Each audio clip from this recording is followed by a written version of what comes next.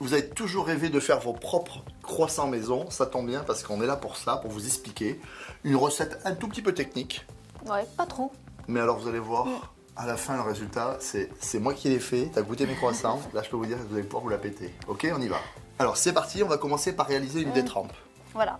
Donc pour la pâte feuilletée levée, on va commencer par la farine à mettre dans un robot, le sucre, le sel, la levure boulangère Alors levure sèche ou levure Fraîche. fraîche, hein, c'est comme vous voulez, d'accord? et du lait. Voilà. Ce qui est important, c'est de pétrir très doucement parce que si vous donnez trop de corps, vous allez avoir une pâte trop élastique et pour faire la pâte feuilletée levée, ça va être un petit peu compliqué. Donc ne pas trop pétrir, vitesse très très lente, on y va doucement et on pétrit le moins possible. Voilà, dès que la pâte, vous voyez, elle a commencé à bouler, on la stoppe très très vite, d'accord? Parce que le problème d'un batteur, c'est qu'on a tendance à trop la travailler. Et il faut vraiment éviter cette élasticité, d'accord? Donc Nadia, tu vas la travailler un petit peu à la main, ça pour pas Oui. trop la travailler. Voilà, Ce que tu exactement. cherches, c'est à la bouler, c'est ça? Voilà, exactement. Voilà. Donc vous voyez, si c'est pas très bien amalgamé, c'est pas très grave, parce qu'on va le terminer à la main. Et surtout, là, on a une pâte qui est pas trop élastique, elle est impeccable.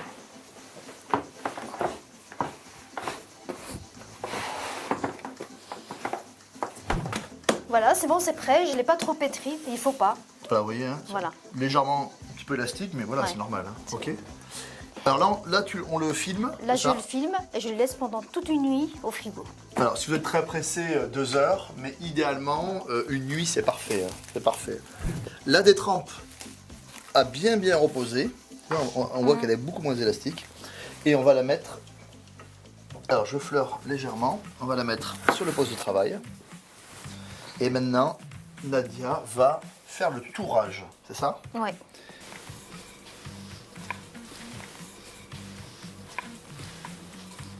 Je prends mon beurre. Là, il faut que le beurre soit un peu mou Vous avez vu le beurre, hein, il est super mou. Hein. et je l'étale au milieu. Vous avez vu, c'est comme une pizza, sauf qu'on a remplacé la sauce tomate par Du beurre. Mais sinon, c'est pas plus gras qu'une pizza. D'accord? Alors, on y va. Donc là, tu rabats. Je rabats et je vais le faire avec les 4 côtés. Là, tu fais un petit peu comme un portefeuille Voilà. en prenant bien soin d'avoir le beurre au milieu Je rabats ici. pour bien fermer. Vous avez vu, on enchâsse, on emprisonne le beurre au milieu, d'accord? Alors ça, c'est bien ce que tu fais parce que ça te permet de ne pas écraser tout. au début. Voilà. Voilà, c'est un très bon geste, ça. Voilà, et là, tu fais classique. Là, elle a fait un boulot vraiment nickel. Maintenant, tu vas plier en 3, c'est ça? Juste en portefeuille. Voilà, tac. Et Oui, comme voilà. ça. Vous avez vu, il n'y a pas de chevauchement, là, c'est nickel. Et je vais filmer la pâte. Allez, on la filme, pour pas qu'elle croûte, hein, toujours. On va la laisser au frigo pendant 10 à 15 minutes. Minimum, hein. Si c'est 1 heure ou 2, c'est vraiment pas grave. Hein. C'est-à-dire que je pourrais presque la faire la veille, et puis on laisse passer une nuit, puis demain on s'y remet, etc. D'accord? Allez, au réfrigérateur. Allez, hop, Oui. regarde, toc. Alors, un petit peu de farine, tu fleures légèrement. Et idem. Là, on a déjà 9 couches. Hein, on a fait Ouais. 3 x 3, vous avez vu? Et là, elle va replier en 3. On va arriver à 27 couches différentes entre la détrempe et le beurre. Là, tu as terminé le deuxième tour. Ouais. Et ce qui est important, vous voyez, c'est que vous avez toujours un joli côté et un côté qui est un tout petit peu moins beau. Il vaut mieux mettre le côté vilain à l'intérieur. Là, on fait pareil. On plie en portefeuille en 3.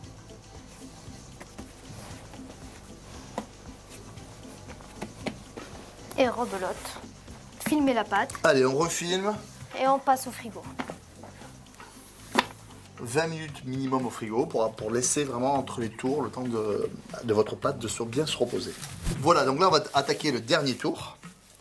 Donc là, ici, on a 27 couches différentes. Hein. Je te le mets ici sur le poste de travail.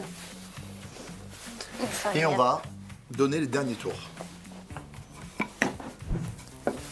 Là, c'est bon, c'est prêt. Nickel. Troisième et dernier tour. On replie en 3. Juste à appuyer un tout petit peu pour souder les 3 couches ensemble. D'accord.